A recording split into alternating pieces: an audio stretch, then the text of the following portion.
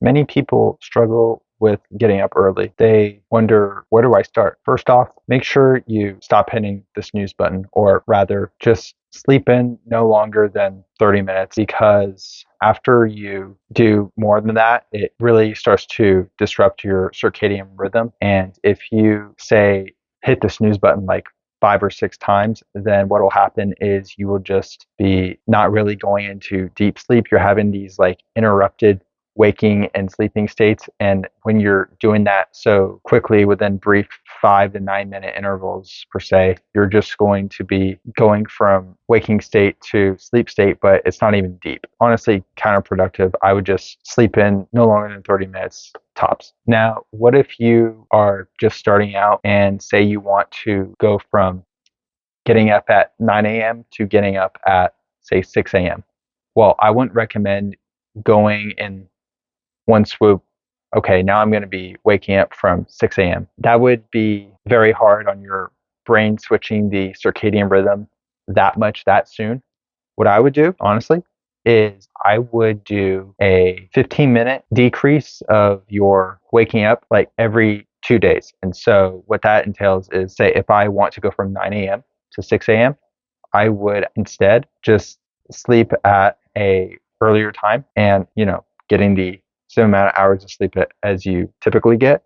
I would get up at 8:45. 2 days later, get up at 8:30, and so forth, all the way until you get to 6 a.m., but gradually. It'll be much smoother and easier on your body, and so it'll be easier to get the habit in place. Next, if you have, say, trouble building this habit despite what I've told you thus far, I think you're going to really like this trick. So what you could possibly do to gamify this, to make this, say, stimulating for yourself, is you could actually make a coin system to where you have a jar out, and for every time you abide by the system, say you get up 15 minutes earlier every 2 days, staying within the scope of what you intend for the habit without breaking it, or you are already at the 6 a.m. mark. Every time you do that, every time you successfully do it for that day, you put a coin in the jar, and then it accumulates over time.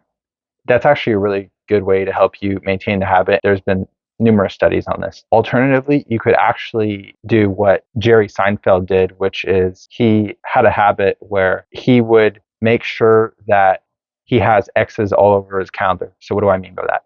He essentially would promise to himself, okay, I'm going to have one joke made per day.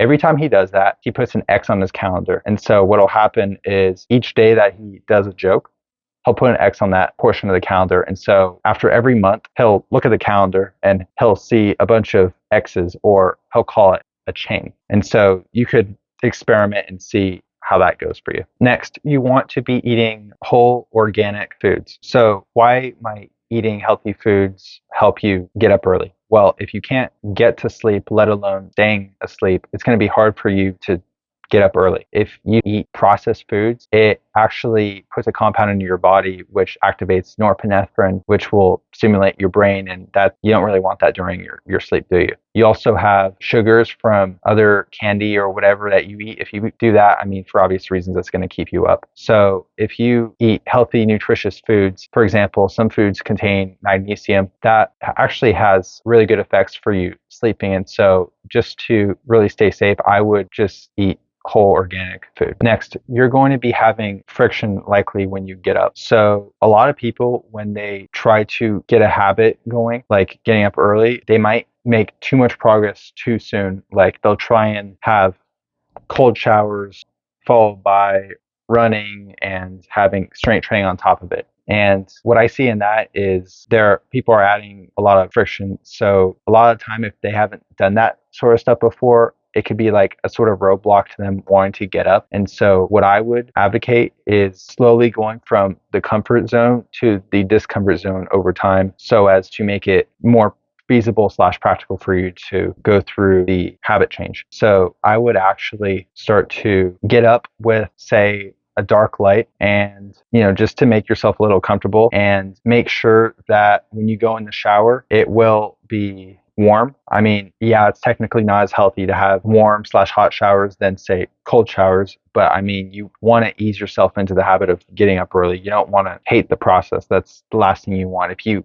hate it, you're not going to fulfill doing it long term. So if you do that and then you slowly accumulate the habits, which are, over time you habit stack the cold showers and then the running and then the strength training, you'll be more suited to actually, adapt mentally and physically to the demands of this habit. So that's my thoughts on that. Oh, and one more thing regarding this. The caveat to this is if you are trying to get up once the alarm goes off, I would actually recommend adding friction to that particular process, because say you make it easy to hit the alarm, like it's right next to your bed versus you have like a top bunk, and in order to turn it off when the alarm is below your bed, you gotta get on the ladder, get down, and then turn it off. So when you have to do that many steps to turn off the alarm, your body has already moved a lot, and hence you're going to be much less likely to go back to sleep. And so I would actually advocate doing that immediately, adding that habit, despite me trying to make everything all comfortable right away. That's the one caveat. Lastly, if somehow all else fails, this is your fail-safe way to get up. And I know you'll get up with this trick. So what do I suppose will actually make you get up, you might ask? I think that you should have a friend of yours, maybe a relative, make a contract with you to get up early. Say you have an agreement with this significant person that if you don't get up on this particular day or whatever, that you pay that person $200 if you don't get up at that time. You say you snooze the alarm or you just sleep in, all of a sudden it's like, oh, well, I don't want to lose $200. So yeah, that's motivation, incentive for you to actually get up. And so yeah, that's all I got. Ciao.